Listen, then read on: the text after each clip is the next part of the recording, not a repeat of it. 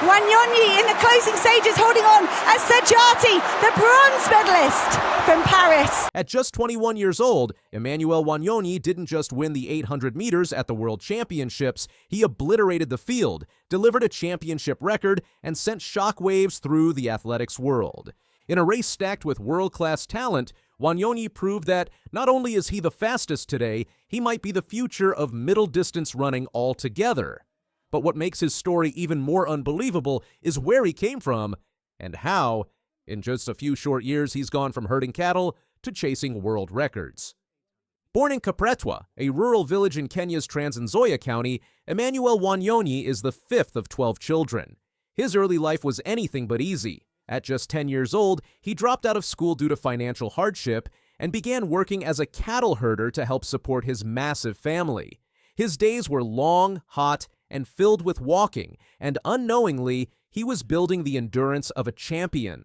After losing his father at 18, Wanyonyi's life could have gone in a completely different direction. His mother relocated with his younger siblings, leaving him largely on his own.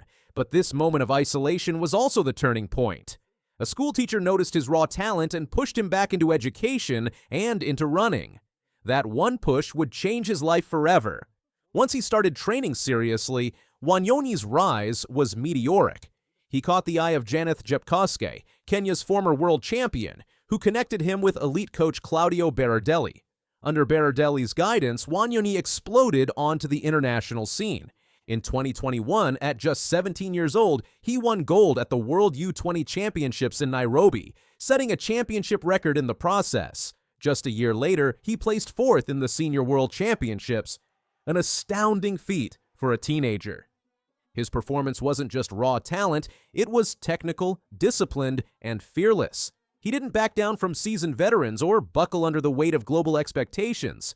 Instead, he took it all in stride, showing maturity beyond his years. But in 2023, Wanyonyi suffered a narrow defeat. At the World Championships in Budapest, he came second to Marco Arop, clocking 1 minute 44.53 seconds. While most athletes would be content with silver, Wanyonyi took it personally. That loss became fuel. Over the next year, he trained harder, smarter, and faster, and it paid off. In April 2024, he smashed the world record for the road mile at 3 minutes 54.56 seconds, momentarily holding the crown until it was broken months later. But that wasn't the goal. The real target was 800 meters glory. His second-place finish also revealed another side of him, his resilience. While others celebrated, he plotted his comeback. It was never just about a single race. For Wanyonyi, it's always been about domination over time. When the 2024 Paris Olympics arrived, Wanyonyi was ready. In one of the most dramatic 800-meter races in recent history, he outkicked both Jamel Sajati and Marco Arop to take gold, with a blistering 1 minute 41.19 seconds, just hundredths of a second ahead of Arop. It was the third fastest time ever run. With that win, Wanyonyi had gone from promising prospect to Olympic champion. But he wasn't done. Later that year, he ran 1 minute 41.11 seconds at the Lausanne Diamond League, tying Wilson Kipketer for second place on the all-time list. Only David Rudisha's 1 minute 40.91 seconds remains faster. That 141.11 was no fluke. It was part of a consistent season where he dominated across distances. He wasn't just peaking, he was redefining what peak performance looked like in modern middle-distance racing. 2025 has been the year Wanyonyi solidified his legacy. In April, he shocked the world again by winning the 1,500 meters at the Grand Slam track Kingston meeting, beating Olympic medalists like Cole Hawker, Josh Kerr, and Yared Nuguse. The next day, he took second in the 800 meters behind Marco Arop, earning enough points to be crowned the men's short distance slam champion. And in the road mile, he wasn't finished there either. Wanyonyi returned to Herzogenaurach and ran a stunning 3 minutes 52.45 seconds, setting a new personal best and recording the third fastest road mile in history. What makes these wins even more impressive is the versatility they highlight. Most athletes dominate one distance. Wanyonyi somehow is a threat across three, and he's doing it at an age where many runners are still trying to break through. But everything was building toward Tokyo. On September 20th, 2025, in front of a roaring crowd at the Japan National Stadium, Emmanuel Wanyonyi ran from the gun, aggressively taking the lead in a move he usually avoids. It was bold, risky, and utterly devastating for his competitors. Despite fading slightly in the final 100 meters, he had just enough to hold off Algeria's Jamel Sajati and Canada's Marco Arop. Wanyonyi crossed the line in 1 minute, 41.86 seconds. A championship record, another gold medal, and proof that he's in a league of his own. Sajati came in second with 1 minute 41.90, and Arop, who celebrated his 27th birthday that day, took bronze in 1 minute 41.95. For context, all 3 times were among the fastest ever recorded, and yet Wanyonyi stood alone. His post-race comments were humble but clear. He's not done yet. His sights are already on defending titles and eventually toppling Rudisha's legendary world record. To understand the level of this race, consider that Ireland's Cian McPhillips set a national record at 1 minute 42.15 seconds and still only finished 4th. Max Bergen of Great Britain ran a personal best of 1 minute 42.29 seconds, good enough for 6th. Jamaica's Navaski Anderson set a national record too, 1 minute 42.76 seconds, landing in 7th. The entire field ran out of their skins. But Wanyonyi wasn't just fast, he was tactically brilliant and mentally unbreakable. In an era where races are often won on the last straight, Wanyonyi is changing the narrative. He attacks early, sustains pace, and dares anyone to keep up. And so far, no one truly can. With Olympic and world golds under his belt before turning 22, Emmanuel Wanyonyi is already being mentioned alongside the greats. He's tied for second fastest in history at 800 meters. He shattered records in the road mile. He's beat Olympic medalists at 1,500 meters. But he's not satisfied. After Tokyo, Wanyonyi made it clear he wants more. "Now I need to defend this title. I want to be a double world champion," he said. "Maybe I will start to think about the world record too." And while that elusive 140.91 held by David Rudisha still stands, the gap is closing. Wanyonyi is already running times most athletes only dream of, and he's doing it consistently. The world record isn't just a possibility. At this point, it feels inevitable. He's also quickly becoming a symbol of Kenyan endurance, another chapter in the nation's long legacy of middle-distance dominance. But unlike others, Wanyonyi brings his own style, bold, aggressive, and unapologetically fast.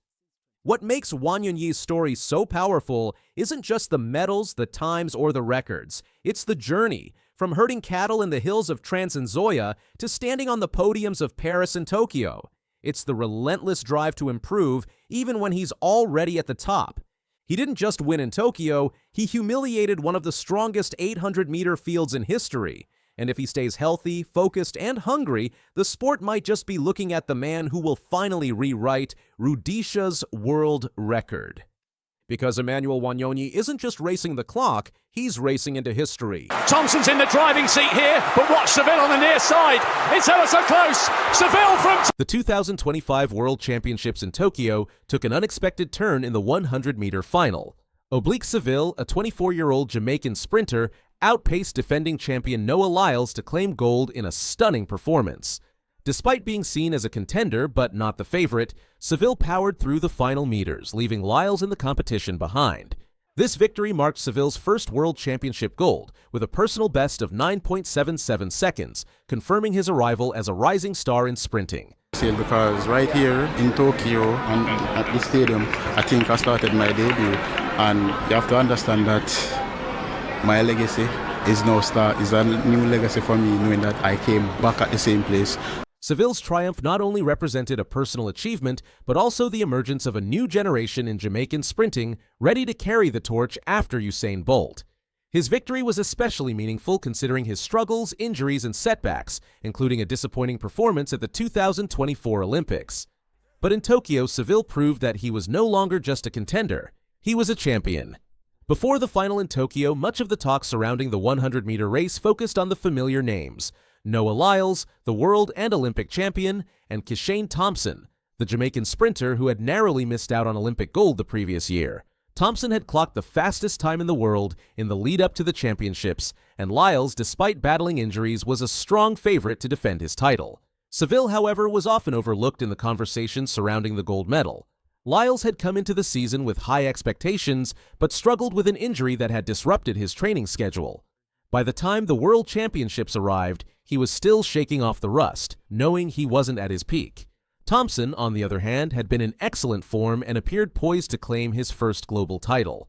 But as the race unfolded, it was Seville who emerged as the surprise contender. Seville had often been on the periphery of the top-tier sprinters, but his journey to Tokyo had been nothing short of extraordinary. The Jamaican sprinter had dealt with setbacks, including a series of fourth-place finishes at the 2022 and 2023 World Championships, where he narrowly missed out on a medal each time. His most painful defeat came in Budapest in 2023, when he clocked 9.88 seconds, only to finish fourth behind the medalists. At the 2024 Olympics, Seville had looked poised for a medal after running the fastest semi-final time, but suffered a hamstring injury that ruined his chances in the final. In the days leading up to the final, the conversation around the 100-meter race had focused mostly on Lyles and Thompson. However, as the race unfolded, it was Seville who emerged as the surprise contender. When the gun went off, Thompson blasted out of the blocks with his signature quick start, while Lyles wasn't far behind. Seville, however, remained calm and controlled. He held his form and stuck to his race strategy, pacing himself as the other competitors fought for the lead. By the time the final 30 meters arrived, Seville found another gear. The Jamaican sprinter surged forward, his stride lengthening with each step. Thompson, who had been leading for most of the race, began to tire and lose form, while Seville powered through to pass him in the final meters. Lyles, unable to close the gap, crossed the line in third, securing the bronze in 9.89 seconds. Seville's time of 9.77 seconds was not only a personal best, but also a stunning display of the talent that had long been waiting to break through. The Tokyo crowd erupted in disbelief, not just because of the time, but because of the sheer magnitude of the moment. The sprinter, who had often been overshadowed by the likes of Lyles and Thompson, had just outpaced them both, claiming the gold medal and solidifying his place in sprinting history. Seville's journey to the top of the sprinting world was anything but easy. After his disheartening performance at the 2024 Olympics, where he had run the fastest semi-final time but was unable to finish in the final due to injury, many began to question whether Seville could live up to his potential. But Seville, known for his resilience and mental strength, didn't let his past setbacks define him. Instead, he used them as fuel to push himself harder. Before the 2025 World Championships, Seville had spent months refining his technique, particularly his ability to finish strong in the final meters of the race, an area where he had often faltered. His confidence grew as the season progressed, and he started posting faster times, including a 9.82-second victory at the Racers Grand Prix in Kingston earlier that year, where he edged out Lyles. In Tokyo, Seville's performance was a culmination of everything he had worked for. In an emotional post-race interview, he reflected on his journey and how far he had come. Finishing strong in the last 30 meters had been a problem during the season, but now I have perfected it, and I was confident that if I could do it in the final, I would win, Seville said. His ability to remain calm under pressure, combined with his physical prowess, made all the difference in the final. Seville's victory was significant not only because it marked his first World Championship gold medal, but also because it brought the title back to Jamaica for the first time since Usain Bolt's victory in 2016. Bolt, who had retired from competitive sprinting in 2017, was present in the stands in Tokyo, cheering on his fellow Jamaican sprinter.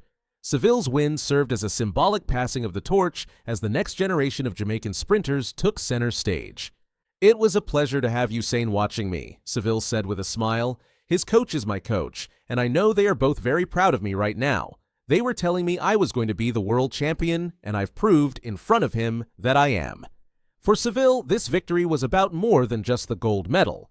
It was about proving to himself and the world that he belonged at the top. After years of battling injuries and disappointments, Seville had finally shown that he had the mental and physical strength to be the world's best. And with his performance in Tokyo, he had silenced any doubts about his ability to compete with the best. With his win in Tokyo, Seville has firmly established himself as one of the top sprinters in the world. But what's next for the Jamaican sprinter? Now that Seville has secured his place in history, the question remains: can he continue to improve and push the boundaries of his speed? At just 24 years old, Seville has plenty of time to refine his technique and develop further. The rivalry between Seville and Lyles is likely to continue for years to come, with both athletes now in their prime. Seville's victory has proven that he can compete at the highest level, and it's clear that Lyles, despite his setbacks, will always be a formidable opponent. As Seville continues to grow, there's no telling how fast he can go. For now, Seville can bask in the glory of his hard-earned victory, knowing that his place among the world's elite sprinters is secure. And as for the future of Jamaican sprinting, it's in safe hands. Seville's win in Tokyo has ensured that Jamaica's legacy in sprinting will continue for years to come.